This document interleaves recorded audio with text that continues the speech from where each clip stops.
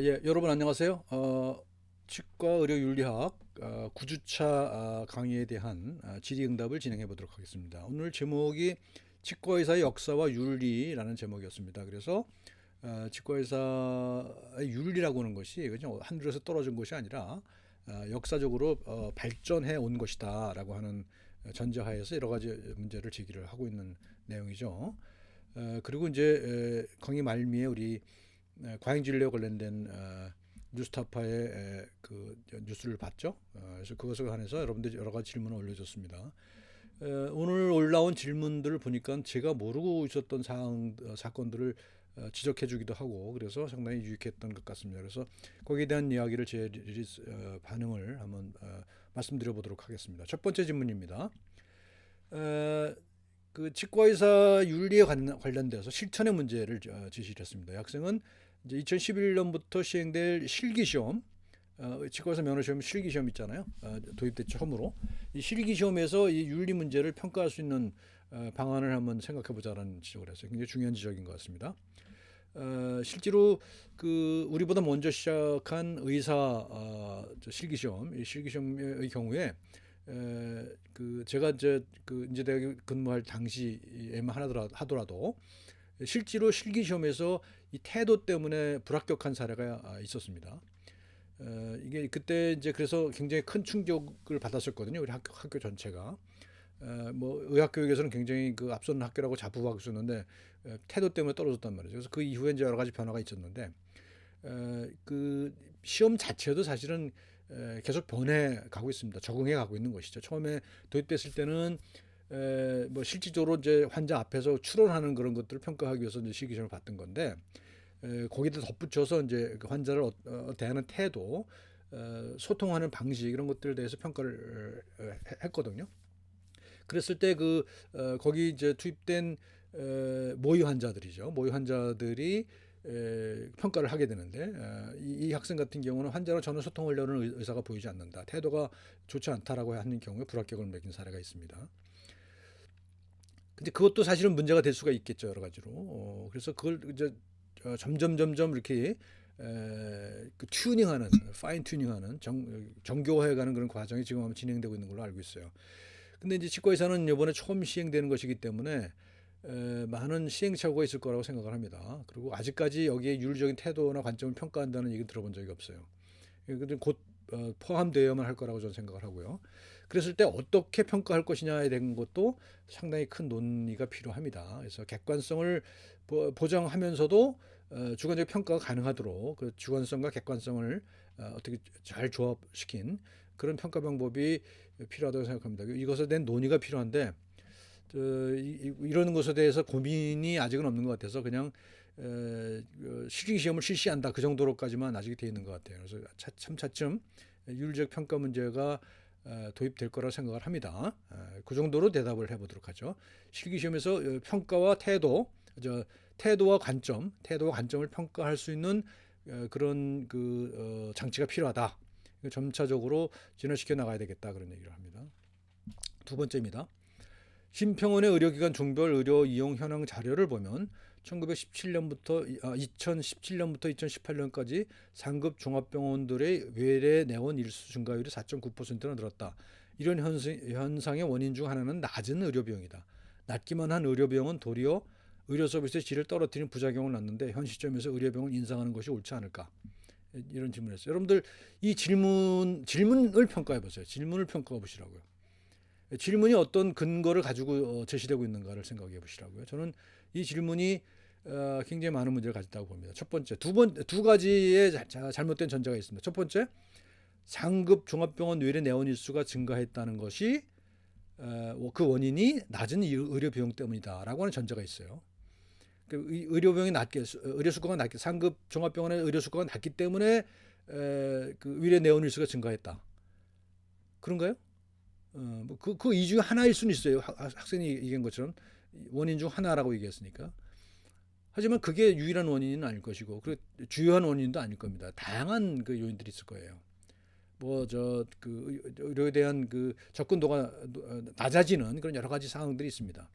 근데 그걸 수가가 낮기 때문이라고 단정을 했어요. 첫 번째 문제. 두 번째, 낮기만 한 의료 비용은 도리어 의료 서비스의 질을 떨어뜨린 부작용은 안 난다. 이게 두 번째 전제예요. 그러니까 의료 수가가 낮으면 서비스의 질이 떨어진다라는 전제를 가지고 있죠. 그런가요? 값 싸면 무조건 나쁜가요? 여러분들 물건 인터넷에서 물건 살 때 가성비 항상 따지죠. 근데 의료 서비스에서는 그런 걸 따지면 안 되는 건가요? 그래 물어봐야 되겠죠.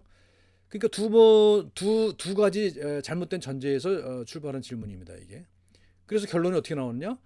의료 비용을 인상하는 것이 옳지 않은가 그랬어요. 그러니까 두 가지 전제가 잘못된 전제인데 그 잘못된 전제를 바탕으로 해서 수가를 상승시켜야 올려야 된다라는 그런 결론을 이끌고 있다는 것이죠.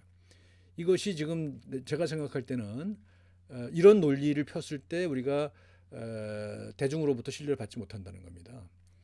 근거를 구체적인 근거를 가지고 이것 말고도 다양한 그런 근거를 가지고 와야겠죠. 통계적 수치뿐만 아니라 어떤 그 진정성을 가지고 논쟁에 임했을 때 그리고 상대방에서 그 주장하는 것에 대해서 충분히 듣고 그리고 그것에 대해서 반론을 제시하는 그런 방식이 돼야 되는데 그것은 일방적인 주장이었다는 것이죠.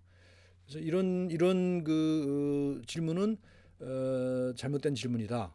전제를 다시 전제를 생각해보라. 우리가 어떤 질문을 가졌을 때 그 질문에 전제가 있습니다. 항상 그 전제를 생각해보라고 하는 이야기를 하고 싶습니다. 우리나라가 전반적으로 의료 수가가 상당히 낮은 건 사실입니다. 그리고 그것이 많은 문제를 만들고 있는 것도 사실이에요. 그러니까 그런 것들을 종합적인 관점에서 접근해 나가야지 이렇게 한 가지 사실, 한 가지 팩트, 네오니스 증가를 가지고 바로 낮은 수가 때문이고 그래서 질이 낮아졌다라고 하는 그런 주장은 어디서도 받아들이기 어렵다 하는 얘기를 하고 싶습니다. 세 번째입니다. 대학병원 교수가 전공의에게 폭행, 폭언, 금품갈취 뭐 하는 이런 사례가 많이 있죠. 우리 옆 병원에서도 발생했었고 제가 알기로는 우리 치과병원에서도 뭐 발생하고 있다고 생각을 해요. 뭐 문제가 되고 있지 않긴 하지만 이런 문제가 항상 항시적으로 제시되고 있다는 겁니다. 이 문제를 어떻게 해결할 것인가인데요. 두 가지 방법이 있습니다. 첫 번째는 이제 그걸 경영하는 사람들이 제대로 윤리적인 의식을 갖고 그런 그 제대로 장치를 만들어내서 이런 사건이 있을 때 아주 단호하게 처벌하고 이런 사건이 있으면 당연히 나는 그 가해자는 파면돼야 된다고 생각합니다. 뭐 그냥 뭐 의원 면직 정도가 아니라 파면해서 뭐 퇴직금도 못 받도록 아주 철저한 징벌적 처벌이 필요하다라고 생각합니다. 근데 대개 그렇게 못하죠 우리가 남이가 해서 동료고 하기 때문에 그 동료한테 불이익을 주는 것을 굉장히 힘들어한단 말이죠. 그렇지만 우리가 어떤 우리 그 윤리를 확보하고 그 윤리를 통해서 우리 치과의사라고 하는 집단 전체의 신뢰를 회복하기 위해서는 그런 희생점은 반드시 있어야 된다라고 생각을 합니다. 실제로 작년인가요? 우리 옆병원에서 이런 문제가 발생했죠. 그래서 의사가 파면됐든가 해임됐든가 했죠. 그래서 그건 어느 정도 그 징벌이 가해진 거라고 생각을 합니다. 하지만 그 피해자들의 그 피해는 보상받지 못하고 있죠. 그래서 그런 것들에 대해서도 이제 그 정당한 절차가 진행돼야 될 거라고 생각합니다. 또 한 가지는 피해자들의 용기입니다. 피해자들의 용기를 내서 그 문제의 해결을 위해서 적극적으로 발언하는 것이 필요하다. 물론 2차적인 피해가 있을 수가 있고 그래서 그 숨기려고 하는 경향이 있다는 것은 뭐 당연히 압니다. 그래서 그 사람들에게 일방적으로 희생을 강요할 수는 없는 거라고 생각해요.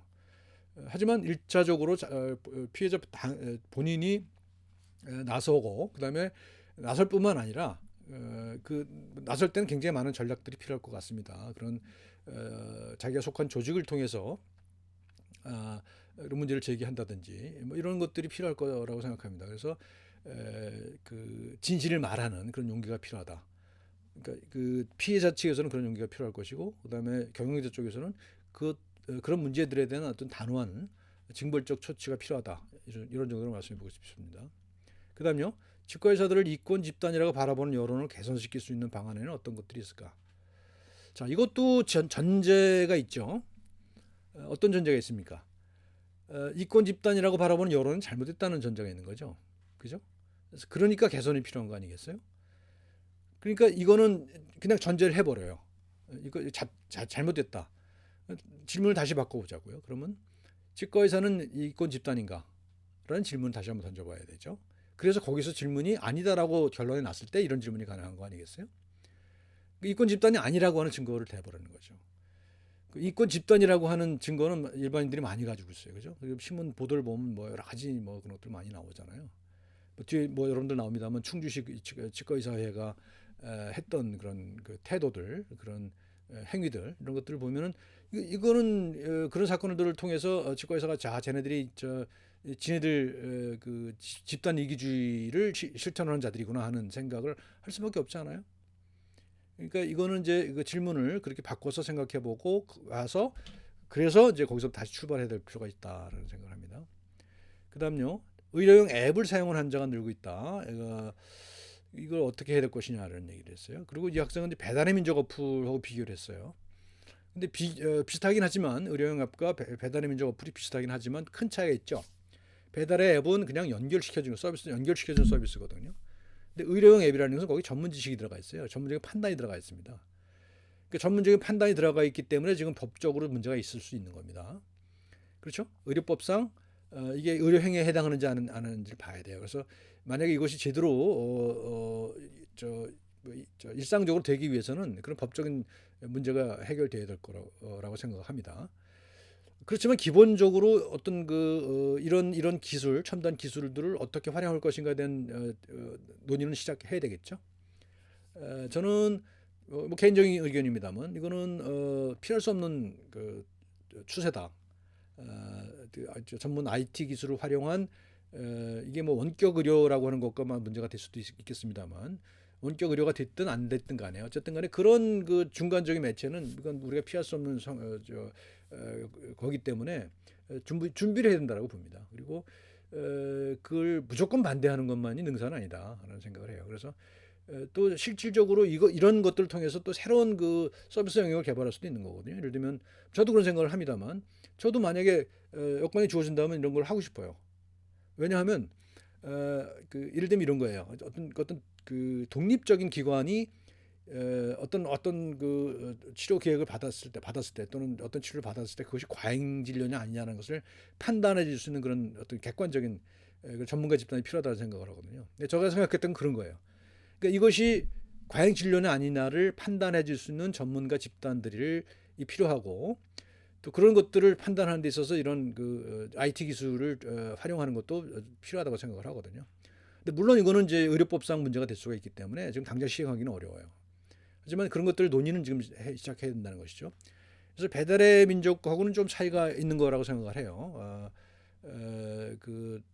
성격이 조금 다르고 역시 마찬가지로 아직은 제도적 장치가 미비하다 이렇게 볼 수가 있을 것 같습니다. 그다음에 충주시 치과의사회 얘기가 많이 여러 학생들이 얘기했어요. 임플란트 사후관리연합체라고 하는 걸 해서 가격을 담합하고 그다음에 지키지 않은 회원들을 막 왕따 시키고 막 이런 것들이 있었죠. 그래서 이것이 결국은 이 학생은 뭐 기소유예를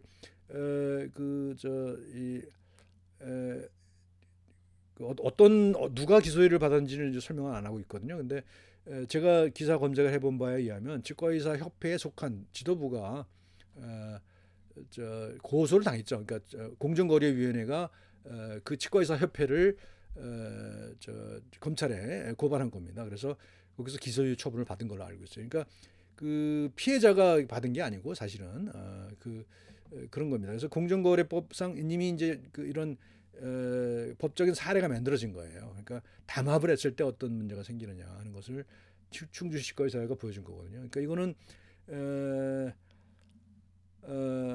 뭐 이익 집단의 편을 들어준 법조계라고 했는데 내가 파악하긴 그런 게 아닙니다.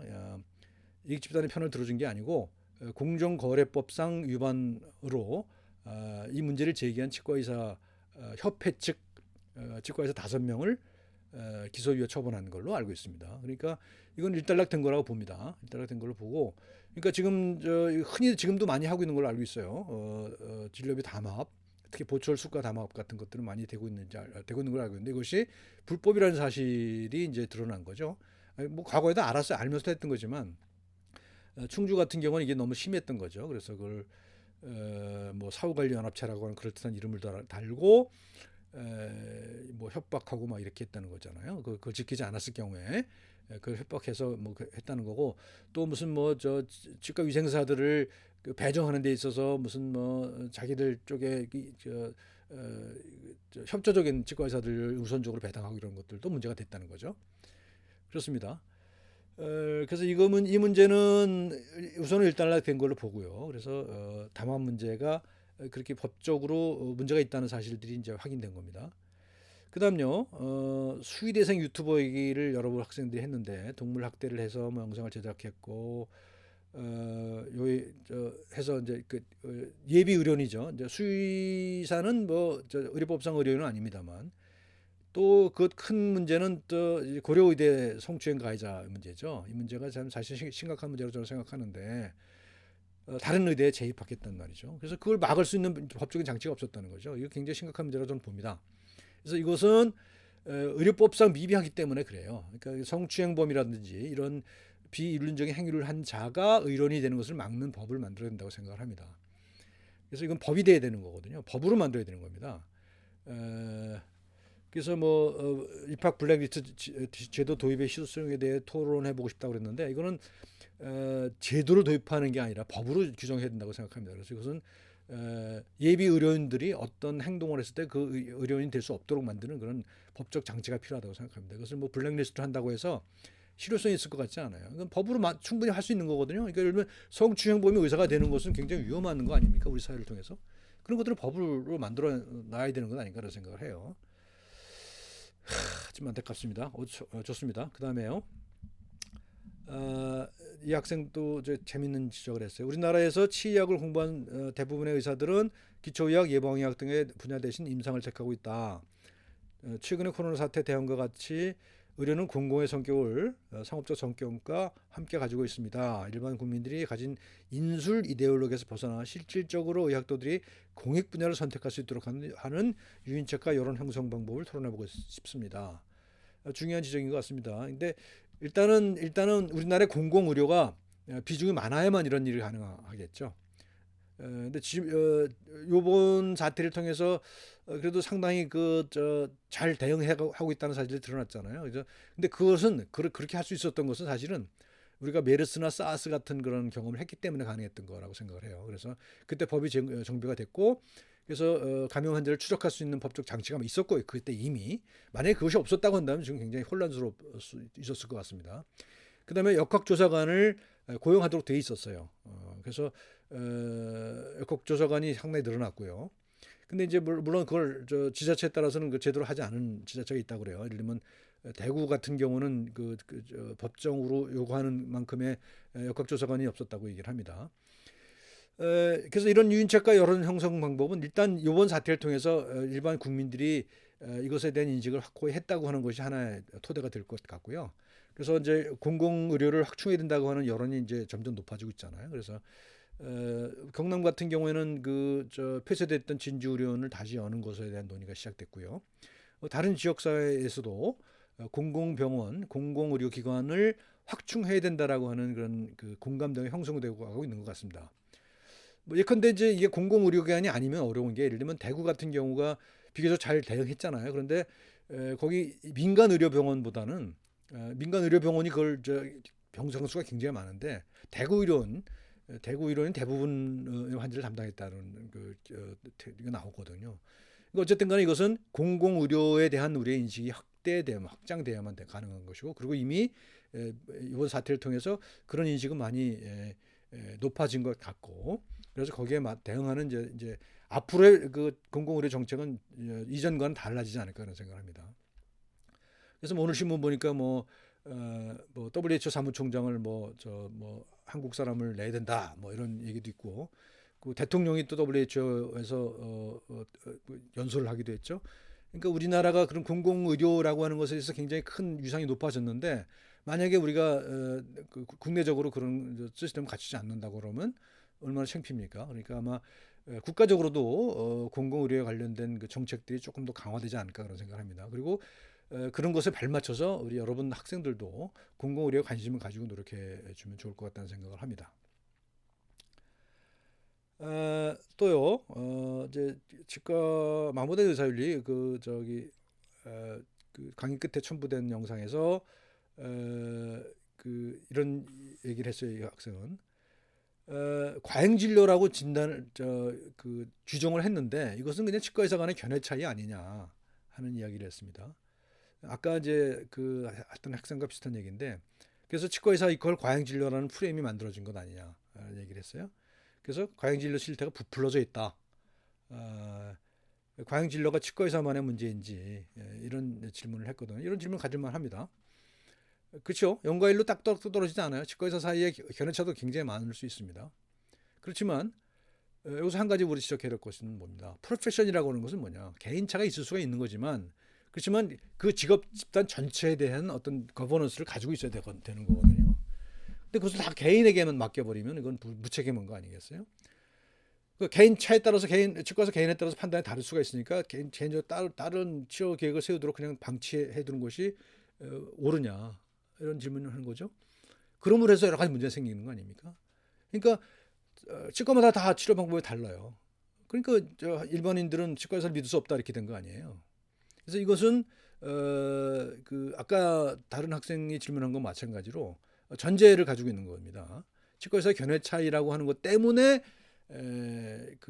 신뢰가 무너졌다고 하는 사실을 간과한 겁니다. 그 견해 차이라고 하는 이름으로 이걸 포장할 문제는 아니라는 겁니다. 그래서 견해 차이가 있지만 그렇지만 그럼에도 불구하고 표준적인 어떤 가이드라인을 만들 수 있는 거잖아요, 우리가.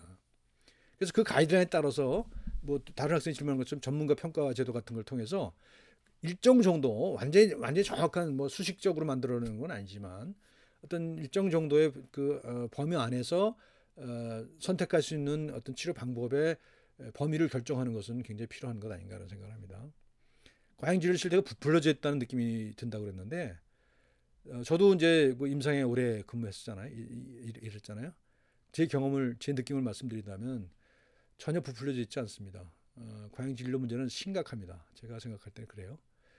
그리고 뭐 사람에 따라 뭐 심각하다 아니다. 뭐 그것도 개인에 따라서 판단이 다를 수가 있지만 제가 생각하기엔 굉장히 심각합니다. 그래서 과잉진료 문제는 뭐 제가 뭐 처음부터 계속 의료윤리, 치과 의료윤리에서 강조한 과잉진료 문제를 해결된다고 주장했잖아요. 그 현실입니다. 이건 부인할 수 없다고 생각해요. 그래서 이 학생의 견해는 존중하되 치과 의사 간의 견해차가 있다는 것은 존중하되 그렇지만 과잉진료 문제 그러니까 과잉진료 문제가 없다라고 얘기할 수 없다. 부풀려지지 않다라는 얘기를 답변으로 드리고 싶습니다. 원격 진료 관련된 질문이 있습니다. 원격 진료 문제를 제도화된다면 어떤 영향을 끼칠지 토론해보고 싶습니다. 원격부 의료가 아주 오랫동안 문제가 되어 왔잖아요. 그래서 의사들이 대체적으로 반대를 했고 지난 정권부터 계속 시작했던 추진했던 건데 계속 반대에 부딪혀서 시행을 못하고 있었죠. 근데 뭐 어제인가요? 뭐 대통령도 그런 얘기를 했고요. 원격 진료를 뭐 비대면 진료라고 하는 이름으로 바꿔서 추진하겠다는 그런 의사를 표현했어요. 근데 저는 이렇게 생각합니다. 이게 이제 반대하는 논리는 뭐냐면요. 원격 진료가 결국은 의료 민영화, 의료 영리 의료에 소속이 될 거다라는 주장을 하거든요. 실제로 그렇게 우려되는 부분이 상당히 많이 있습니다.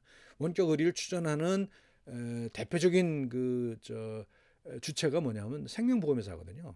보험회사가 이거 원격 의료를 통해서 어떤 돈벌이 수단을 쓰고자 하는 측면이 분명히 있습니다. 이제 그런 걸 막아야 된다는 거 보는 거죠. 그렇지만 그렇다고 해서 이번에 코로나 사태에서 보듯이 원격 처방이 가능해졌잖아요. 그리고 많은 사람들이 그걸 통해서 혜택을 받습니다. 그래서 이제 정부에서 그렇게 얘기하는 것은 그런 근거를 갖고 얘기하는 것 같아요. 그리고 또 최근에 이제 어제 제주대학의 이상희 교수라는 분이 어떤 칼럼을 썼는데 그 칼럼은 그렇게 얘기를 했다고요. 원격 의료를 전면적으로 도입하는 건 아니다. 그리고 이 원격 의료라는 것을 영리화의 우려가 있는 기관은 제외하자. 그러니까 대형 병원은 제외하자는 거예요. 대형 병원 제외하고 동네 병원 중심으로 예를 들면 뭐 거동이 불편한 노인 환자도 있을 거 아니에요. 뭐 저 같은 경우도 그런 경험을 했어요. 제 어머니 같은 경우에. 그래서 그런 말하자면 원격 의료를 해서 처방을 받았던 사례거든요. 물론 오랫동안 알았던 병 때문에이긴 하지만 그래서 그런 식의 일부 숨통이 튀는 그런 것은 필요하다는 생각을 해요. 그리고 지금 기술 발전의 추이를 봐서는 우리가 원격 진료를 언제까지 막을 수 있을 것 같지는 않아요. 그래서 그것을 그 영리화에 관련된 여러 가지 제동 장치 이런 것들을 함께 고려한다면 원격 의료를 도입하는 것도 하나의 옵션일 수 있다라는 생각을 합니다. 그다음에 서양의 자율적으로 통제되는 직업군은 우리나라에도 도입이 필요하지만 지나치게 서양의 의료 시스템을 따라가다 그들처럼 의료 수가가 상승하여 뭐 경제력이 부족한 국민들은 의료를 지금처럼 누리지 못할 수도 있다고 그랬어요. 근데 이것도 그 전제가 의심스러워요. 그러니까 자율적으로 통제된 직업군을 가졌을 때, 그러니까 우리가 의사나 치과 의사들이 자율적으로 통제를 했을 때 의료 수가가 상승한다고 전제를 했거든요. 이 전제가 과연 옳은가요? 이것도 아까 다른 학생이 다른 방향에서 제시했던 그런 전제만큼 이 전제도 잘못된 것 같습니다. 자율적으로 통제했을 때 의료 수가가 상승한다는 증거는 없어요. 미국 같은 경우를 얘기하는 것 같은데 미국 같은 나라가 의사들이 자율적으로 통제하기 때문에 의료 수가가 상승하는 게 아닙니다. 의사들의 자율적인 통제가 아니라 의료 시스템 자체가 상업적인 시스템으로 돌아가기 때문에 그런 거거든요. 그래서 그 자율적으로 통제하는 직업군을 가졌다고 해서 의료 수가가 상승하지는 않습니다. 그런데 영국 같은 나라는 뭐 물론 이제 제3 반관 반민의 조직이 통제를 하죠. 근데 그 안에 이제 어떤 전문가 집단이 절반 정도 들어가 있단 말입니다. 그랬을 때 의료 수가가 상승하지 않거든요, 거기는. 그러니까 이거는 잘 통제의 문제가 아니라 의료 서비스의 분배 양식에 따라 달라진다고 볼 수가 있습니다. 그다음 질문요. 유디치과 얘기가 나왔어요. 유디치과 얘기가 나왔는데 이건 뭐 굉장히 시끄러웠죠. 굉장히 시끄러웠는데 사실 저는 이제 이 문제에 대해서 치과의사 협회의 비판적인 입장입니다. 유디치과를 칭찬할 일도 전혀 없지만 유디치과가 하는 행태를 보면 여러 가지 문제가 많이 있잖아요. 과잉 진료를 유도하는 겁니다, 사실. 그래서 그런 문제가 있지만 그것에 대해서 치과의사 협회가 대응했던 방식도 전 잘못됐다고 생각합니다. 유디치과를 그냥 악마화했던 그런 전략이었다고 생각해요. 그래서 그들을 물리치는 거를 전략을 세웠다고 생각하거든요. 근데 저는 그때 치과의사 협회가 취했어야 될 전략은 뭔가 하면 그걸 토대로 해서 우리가 과잉진료 문제를 합리적으로 토론하는 기회를 삼았어야 된다는 겁니다. 누구를 악마로 몰아서 처벌하는 게 아니라 그들을 몰아내는 게 아니라 그걸 통해서 우리 속에 들어가 있는 그런 유디치과의 그 마인드를 같이 통제했어야 된다고 생각을 해요. 근데 그렇지 못했다는 거죠. 뭐 그 정도로 얘기합시다. 그다음 학생 이것도 재밌는 질문이에요. 요리사의 비유를 했어요.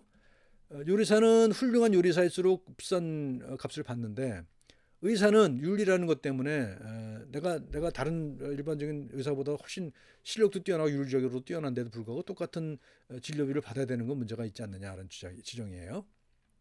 의사 전문성을 억압하는 것 아니냐. 상당히 타당성 있는 주장이죠. 우리가 타당성 있는 주장인데 한 가지 이제 전제가 있습니다. 뭐냐면 의료 서비스라고 하는 것이 그 외식업과 같은 레벨에서 비교할 수 있는 거냐는 점에 대해서 이제 논의를 해야 됩니다. 그래서 만약에 우리가 그냥 의료 행위라는 것이 그냥 일반적인 상업적인 서비스라고 한다면 똑같이 그렇게 경쟁을 하도록 내버려두는 것이 옳을 수가 있습니다.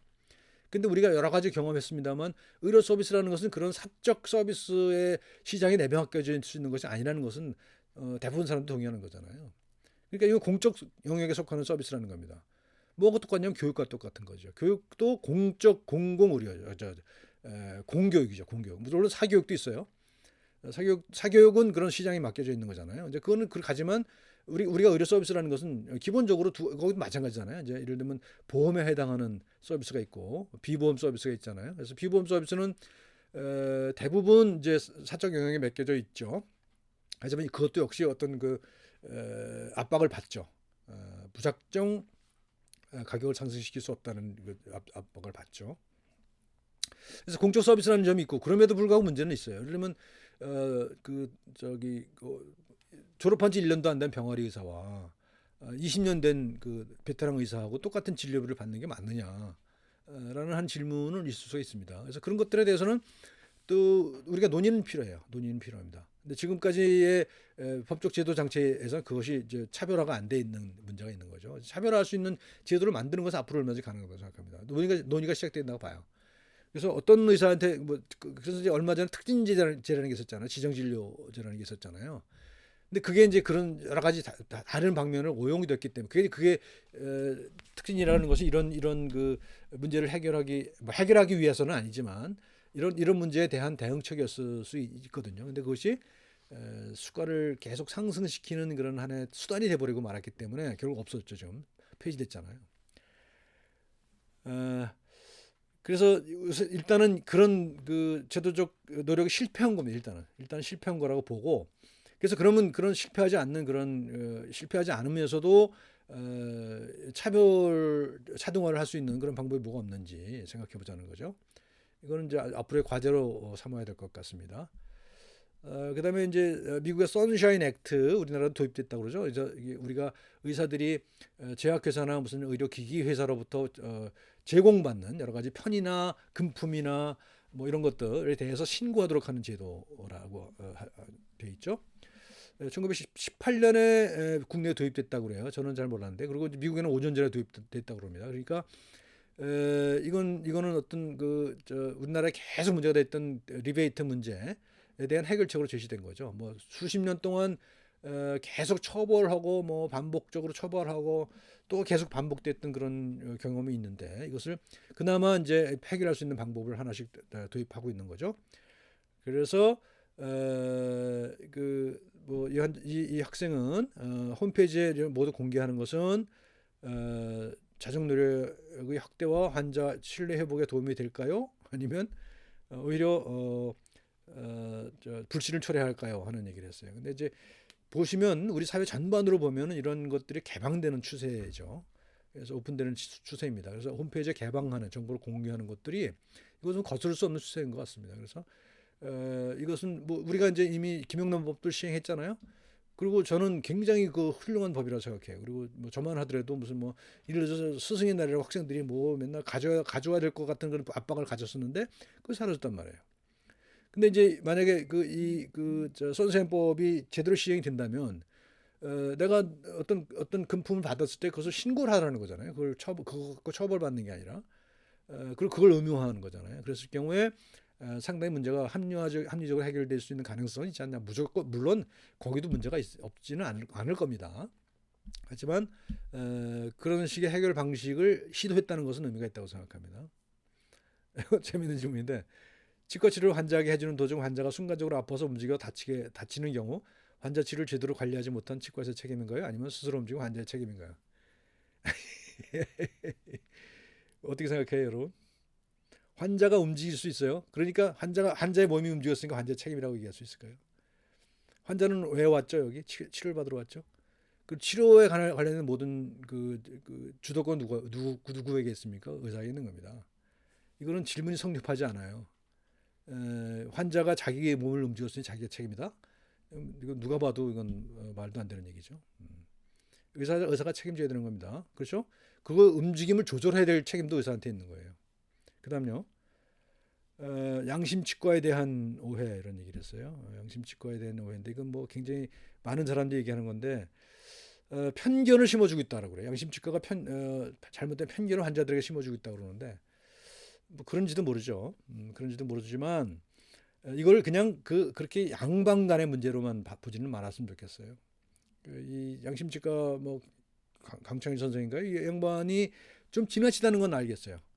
이런 문제를 제기하는 데 있어서 굉장히 감정적이고 지나치게 한다는 것을 알겠는데, 그렇다고 해서 이 사람을 비난하는 것도 또한 그건 문제라고 생각합니다. 이 사람의 주장 중에서 지나친 것과 그렇지 않은 것을 구분해서 생각해야지, 이 사람은 그냥 일반적으로 너는 환자들한테 잘못된 편견을 심어주고 있으니까 넌 잘못됐어 라고 비난하고 퇴출시키려고 해서는 안 된다는 겁니다. 아까 유디치과랑 비슷한 얘기예요. 누가 어떤 문제를 만들었을 때 그 문제로부터 바람직한 해결책을 찾아 나가야지, 그걸 무조건적으로 비난하고 배척하는 태도를 취하는 것은 옳지 않은 거 아닌가요? 그래서 이게 우리의 발전을 만드는 겁니다. 그래서 이렇게 해야 우리가 발전할 수 있는 거지, 배타적인 관계를 자꾸 만들어 나가는 것은 이것은 굉장히 전혀 도움이 되지 않고 해가 될 뿐이다라는 얘기를 합니다. 그래서 오해를 풀어주는 것이 아니라, 그렇죠, 오해를 풀어야죠. 오해를 풀어야 되는데 그 오해가 어떤 것인지부터 알아야죠. 오해를 풀어야 되는데 그 오해가 무엇인지를 알아야 오해를 풀 거 아닙니까? 그래서 뭘 서로 오해하고 있는지를 찾아내는 것이 우선 그 단계라고 생각합니다. 그다음요, 치과 전문가 평가제에 관한 내용입니다. 이것도 제가 오늘 처음 알았는데, 이런 좋은 제도를 우리가 실시하고 있었네요. 그거 몰랐어요, 저는. 이런 것들이 자꾸 점차적으로 도입돼야 된다고 생각합니다. 저는 이제 제도적인 관점에서 이런 평가제, 아직은 뭐 미흡하겠지만 이런 거, 그다음에 아까 선샤인 제도, 그러니까 그 금품받은 스택을 신고하는 제도, 이런 것들은 제도적으로 마련해 나가면서 차츰차츰 풀어나가야 될 문제라고 생각합니다. 근데 이제 이 학생 질문은 제 식구 감싸기 같은 행동이 발생할까봐 걱정이 된다고 그랬어요. 그럴 수 있어요, 그죠? 제 식구 감싸기가 될 수가 있습니다. 그리고 실제로 그렇게 해왔어요, 많은 경우에. 그렇지만 이렇게 사회가 투명화되는 과정 속에서는 그것 역시도 제 식구 감싸는 것 자체도 투명하게 드러난다면 그런 정화가 될 수 있는 거 아니겠습니까? 그래서 물론 이제 그 신뢰를 확보하기 위해서는 제가 주장한 것처럼 제3의 관리기구가 들어와서 같이 하는 것이 좋다고 생각을 해요. 예를 들면 영국의 GMC, GDC 같은 경우죠. 그래서 그 공익 요원과 전문가 요원들이 같이 머리를 맞대고 이런 문제를 논의를 하는 것이 필요하다고 생각합니다. 그렇지만 치과 전문가 평가제라는 것도 제 식구 감싸기라는 우려가 있을지언정 없는 것보단 낫다라는 생각을 합니다. 그래서 그 다음 학생은 그걸 올바르게 그 평가를 했어요. 제 생각과 똑같아요. 그래서 한번 읽어보고 넘어가고 마치도록 하겠습니다. 우리나라의 발전 속도와 윤리의식 간의 간극은 인지하고 있었지만 그 틈을 메우기 위한 노력들은 잘 몰랐다. 작년 시범 도입된 치과 전문가 평가제가 있다. 의료 윤리적 선진국은 한순간에 세워지지 않는다. 과잉 진료에 관해 쏟아지는 비난들과 의사 집단을 이권 조직으로만 바라보는 시선들 모두 우리가 언젠가는 극복할 숙제다. 우리는 올바른 방향으로 가고 있고 과정 역시 소중하다. 의료계의 현 상황에 대한 내 진단을 사람들과 나눠보고 싶다. 저는 이 학생의 생각에 대해서 100% 동의합니다. 100% 동의해요. 지금은 당장 만족할 수 없지만 이런 제도를 하나하나 만들어 나가는 과정 속에서, 그리고 그 제도 속에서 우리는 또 만들어지거든요. 우리가 제도의 미흡함 때문에 벌어지는 윤리적인 문제도 많이 있다고 생각을 해요. 그러니까 한 술에 배부를 수는 없고 우리가 차근차근 하나씩 준비해 나가는 과정 속에서 발전해 나갈 수 있지 않을까. 그래서 저는 오늘 여러분들 이런 것들을 보면서 상당히 고무된 상태입니다. 네, 고맙습니다. 여기까지 할게요.